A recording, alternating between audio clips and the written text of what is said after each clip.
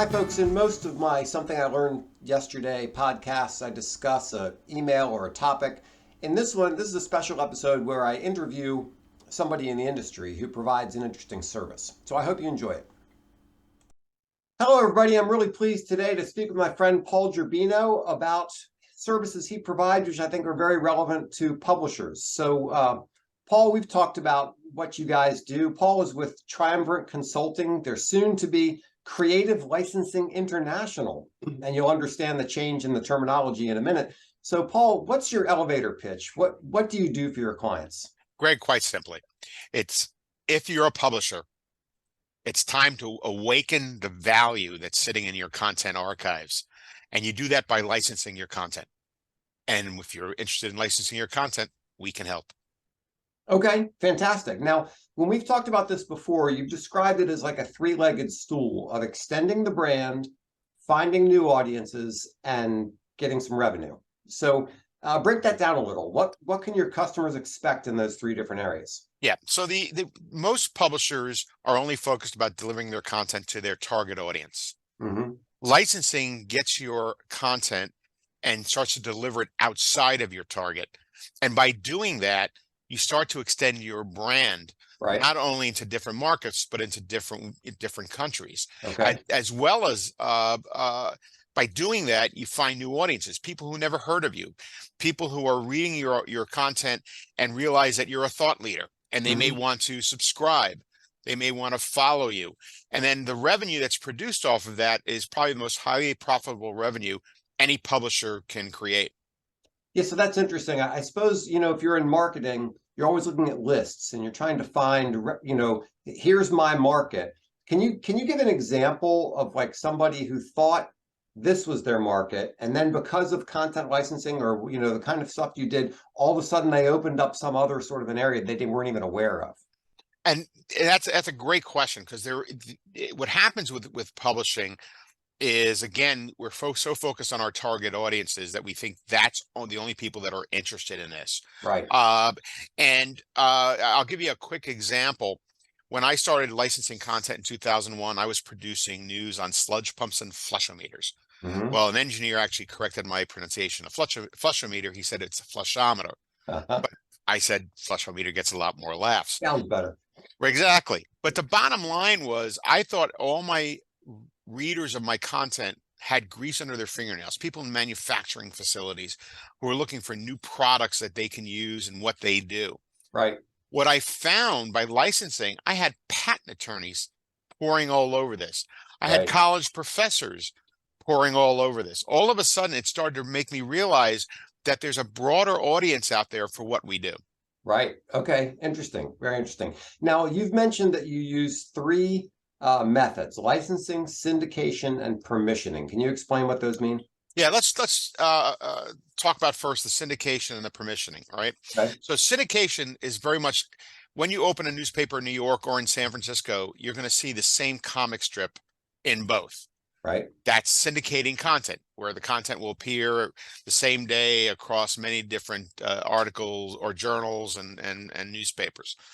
Permissioning is about providing somebody the permission. For example, if an author who's writing a new book wants to use your charts or your graphs or something from one of your pieces of content in the book, they will seek permission to do that. Mm-hmm. Also, college professors who may want to make a copy of your article and make it part of the course pack that's distributed to all students, they will seek permission to do that. Okay. Now, all right. Now, licensing is probably the bigger of the elements, in that you can license to big databases for researchers to search your content, really a database full of publishers' content beyond just yours. Or you can license your content, for example, to a publisher in a different country who wants to create a publication for India. So if you have ABC publication, they may want to do ABC India or South America, where they're going to want to translate the content. Right. So licensing really is about developing those long-term relationships around the content that you create, which expands your brand and finds new audiences, as well as creates revenue for you. Yeah, it's an interesting thing you mentioned translation.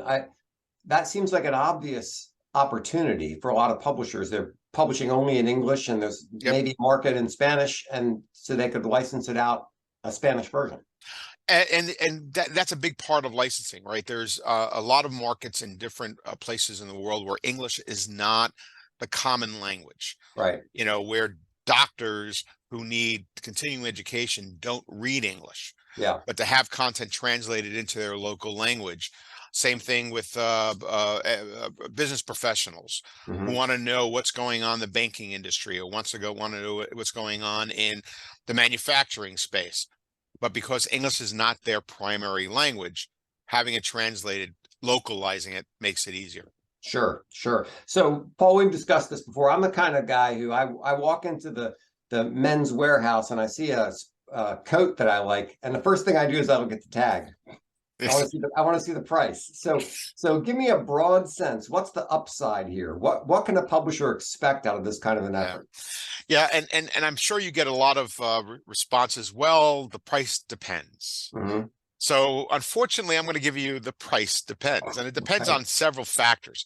One, what topics do you cover? What industries do you cover? An industry today may be hot, tomorrow may not, right? So it really depends on the coverage area of your content. Also, what types of articles do you produce? Right? What types of videos do you produce? Are they news, analysis, special interest, short form, long form? There's so many different types of content that can be produced. The third is the quantity of articles or Hmm. content you're producing, right? Yeah. Because it is a numbers game. If you're Sure. producing one, you're not going to make as much as if you're producing 1,000. Hmm. Uh, Another thing that really has a big impact is the quality of what you produce, Hmm. right? If you produce really high quality content, you're going to be in demand. And what goes along with that is the strength of your brand. Hmm. If you have a very strong brand, well, again, you'll have people around the world that'll say, I want the content from that brand. And then finally, it's the strength of your editor's brands, right? Sure. People don't realize is that if they've got a marquee editor on staff, that's a big part of why people see them as a thought leader. Sure. So you need to communicate who that editorial staff is. Right. Sure. Well, maybe one of these days the Crable Group will be big enough that this will be a worthwhile thing for me to try. So Paul, tell us how people can contact you and find more about what you do. Sure. You can contact me at triumvirateconsultants.com, Hmm. and hopefully you'll put this at the end of the recording. Because nobody Uh, can spell triumvirate. well, that's the reason why we're changing our name to That's Creative correct. Licensing International. And the bottom line is you can reach me again at the website. There's an email address there. There's a contact us form. If you know how to spell triumvirate, then pgerbino at triumvirateconsultants.com is a way to reach me. And please reach out to me. I look forward to answering any questions you have. Okay, fantastic. I'll put all that information in the bottom of the video. Paul, thanks so much for your time. I really appreciate it. I think this is a very important thing for publishers to consider as part of their revenue mix. Well, thank you for the opportunity, Greg. All right.